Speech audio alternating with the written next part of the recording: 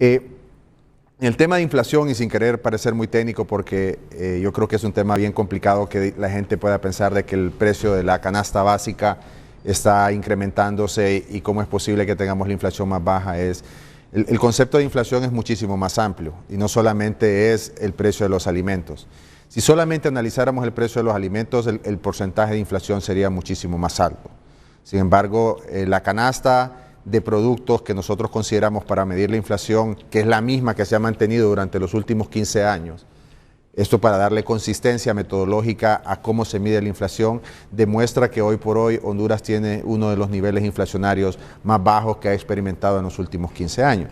Obviamente hay factores que han influenciado de manera importante, por ejemplo, la caída en los precios de los combustibles en los últimos meses de una u otra forma ha provocado que esa situación favorezca. Si usted revisa en el comunicado, también se establece que la meta es llegar a 4.7% para el final del año, precisamente porque sabemos que los precios de los alimentos van a ir incrementando de una u otra forma el nivel de inflación. Pero eso no quiere decir de que no se haya hecho el trabajo. Como usted puede ver ahí también se menciona claramente que uno de los elementos más importantes en este proceso ha sido la consistencia de las políticas económicas, y eso de una u otra forma demuestra, y como lo hemos mencionado en más de una oportunidad, de que el plan de gobierno del presidente Hernández en materia económica es consistente, está hecho para todo el periodo de gobierno. No lo pensamos cambiar y creo que los resultados de una u otra forma nos muestran hoy que estamos en el camino correcto. Eso no significa, y creo que la ministra Miriam Guzmán también lo mencionaba, que no existan una gran cantidad de retos por delante. Y en ese sentido, nuestro compromiso es seguir trabajando de la misma forma como lo hemos venido haciendo hasta el día de hoy, precisamente para garantizar que podemos cumplir las metas. Y me gustó que usted leyó el encabezado, el primer párrafo del comunicado, porque ahí claramente dice que el Fondo Monetario Internacional lo que hace es acompañar el programa de las autoridades. Nosotros ya lo hemos dicho, este es nuestro programa, estamos convencidos de que es lo mejor para el país. Mientras nosotros estemos al frente de nuestras instituciones, seguiremos trabajando de la misma forma en que se busquen los mecanismos propios dentro del contexto institucional hondureño para mejorar la transparencia, para mejorar la rendición de cuentas, para que los temas de corrupción se ataquen de forma directa, y obviamente este es un proceso que nosotros hemos venido acompañando en parte con algunas de las acciones que hemos hecho a nivel presupuestario. Nadie puede desconocer que uno de los avances más importantes en materia fiscal es la reducción de la masa salarial, no necesariamente por las personas que han salido, sino por el censo que se hizo, el CIREP, el censo de los empleados públicos, que demuestra claramente de que había una gran cantidad de paracaidistas que a los que antes se les pagaba los salarios y que a través de este mecanismo lo hemos podido controlar. Y eso es bueno. Pero ¿sabe qué no es bueno? Que no es bueno es suspender o despedir a la gente y no pagarle conforme a nuestro código laboral en los tiempos que ya refiere el código su indemnización. Es lo que particularmente no, y ahí coincidimos plenamente. Yo resiento. Coincidimos plenamente y hemos hablado con las autoridades responsables de cada institución de que ellos tienen que hacerlo en el manejo responsable, porque creo que es injusto que las personas se les puede retirar y que no se les honre sus obligaciones laborales.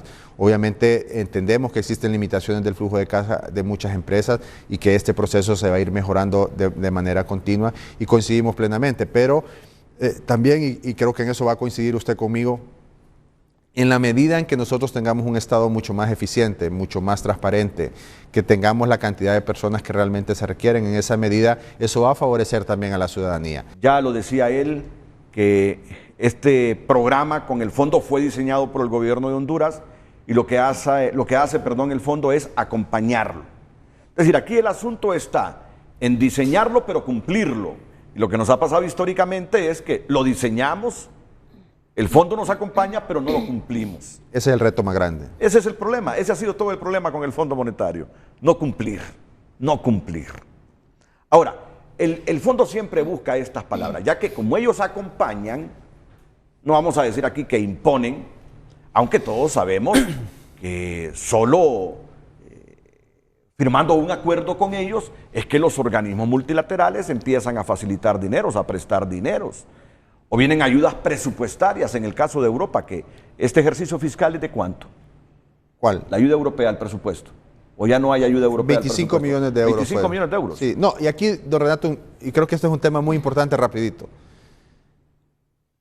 El fondo acompaña para validar las políticas públicas en materia económica con el propósito de certificar para que estos, por ejemplo, la Unión Europea, el Banco Interamericano o el Banco Mundial, ayuden de forma, con recursos precisamente para poder financiar parte de la reforma que estamos implementando. Es decir, no metan dinero en un país que es un saco roto. Exactamente.